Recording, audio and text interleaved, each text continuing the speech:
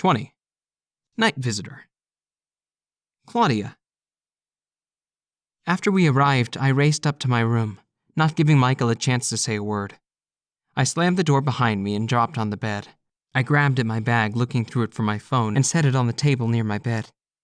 I heard steps in the hall outside my room. I knew it was Michael coming up the stairs. He slowed down when passing my doorway, and I waited for his knock. He changed his mind as he contemplated knocking. He considered that perhaps I wanted to be alone. He was right. I wasn't mad, as he might have thought, in regard to the party. I had long forgotten. But now my reason for wanting to go involved a much hotter reason.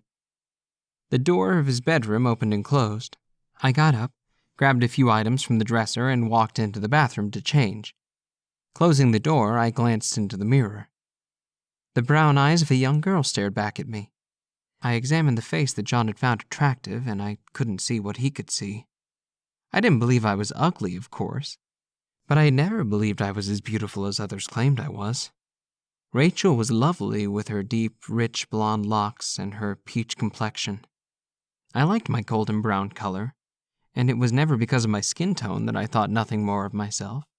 I recalled my father saying once, "You have lovely skin.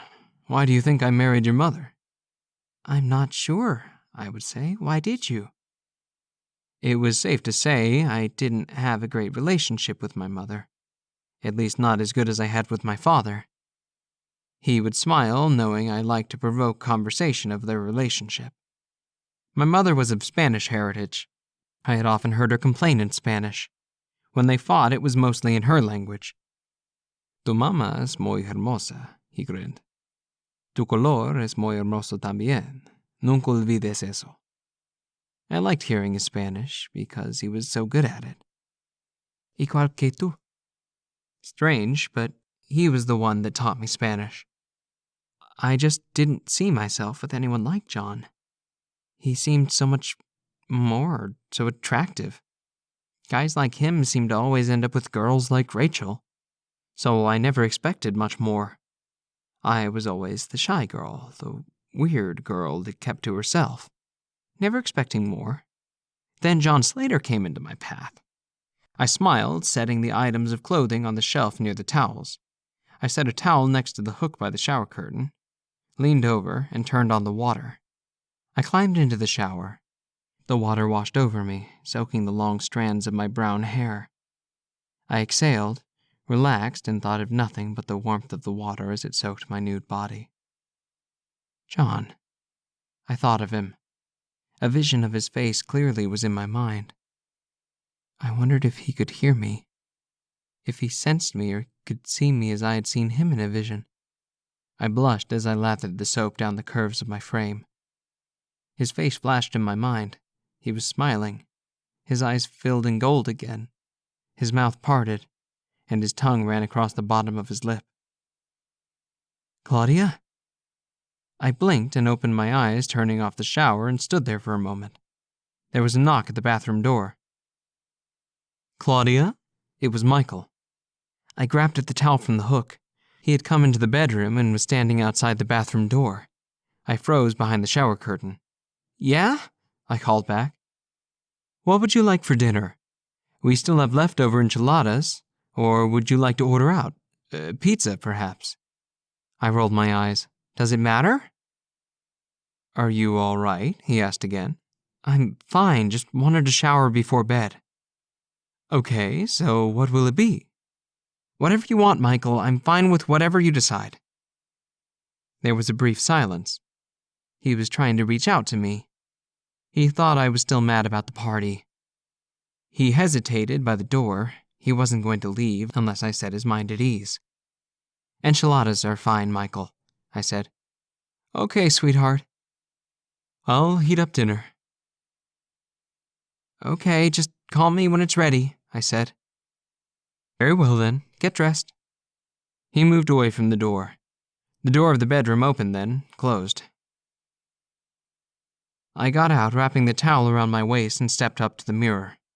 I cleared the misty fog from the glass and gazed over at myself again. I took a breath and got dressed, refreshed and clean in a pair of pajama bottoms and a loose top. I came out over to the bed, grabbing my book bag. I took out some homework and dropped on the bed to work on it. Michael was in the kitchen.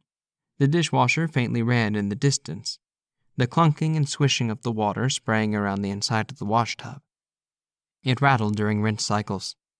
It was loud, but of course I couldn't hear it from upstairs, not as clearly as I could from the next room.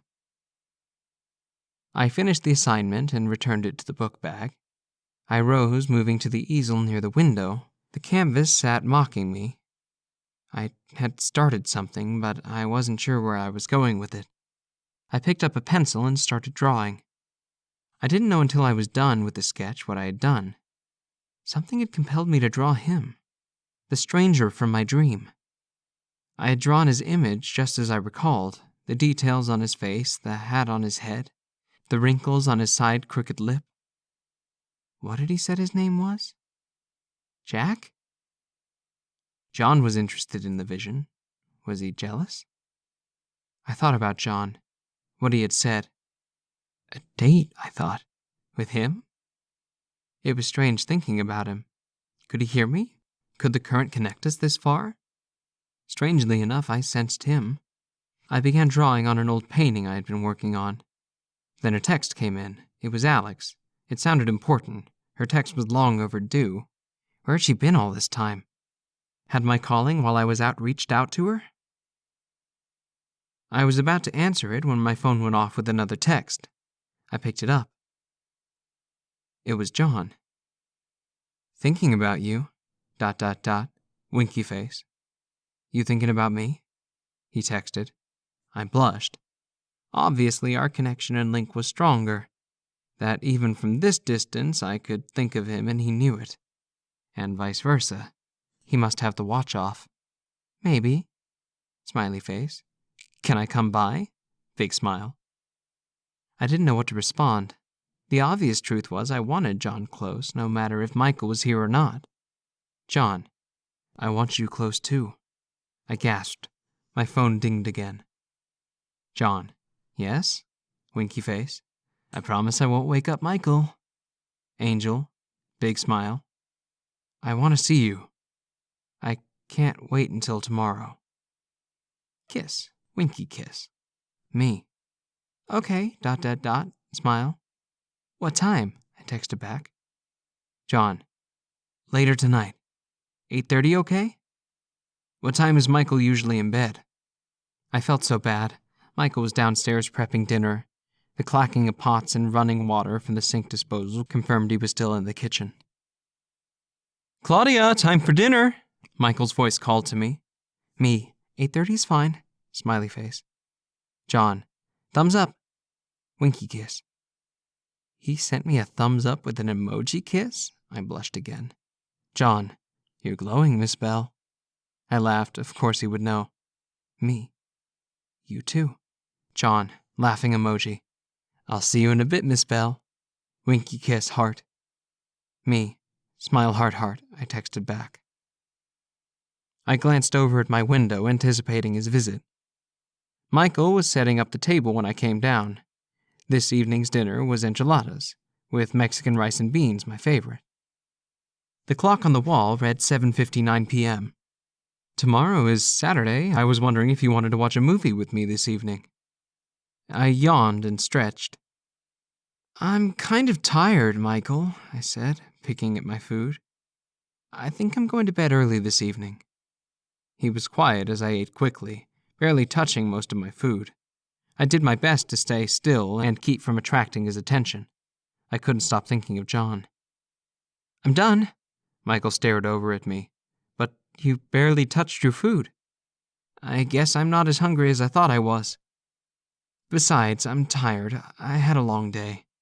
I finished and picked up my plate. I'm headed to bed. He sat quietly. I put my plate in the sink and came back out to the dining area. Good night. I leaned over and kissed the side of his cheek. Honey, he stopped me. You know why you can't go to the party. Please try to understand. I sighed. Michael, I'm just tired. I don't want to talk about it. You made it very clear. I could sense all this uncertainty in him. I just want you to be safe, he tried to assure me. I glanced over at the clock. I wanted to head to my room and clean some of the clothes I had piled on the floor before John came and saw the mess. You shouldn't have been on the roof. Dr. Mueller was only doing his job. Something could have happened to you. Was he honestly taking his side on this? I shouldn't have been up there, but did I honestly deserve such a punishment? Michael, please. You know it was wrong. You know it was wrong for Dr. Mueller to give me such a tough punishment. Still, you didn't say anything about it. I didn't deserve that kind of treatment, you know that. I talked to him about it. He said you can stay and work some of it in his office, that's all. What, so you made it worse? I moved away toward the stairs. Michael rose to follow, but stopped halfway as I stood at the foot of the steps. He didn't get it. I didn't want to be in the same office with that man, and he couldn't see that. We'll talk about it later. I'm tired. I'm going to bed. He didn't say a word as I hurried away up the stairs and closed the door behind me.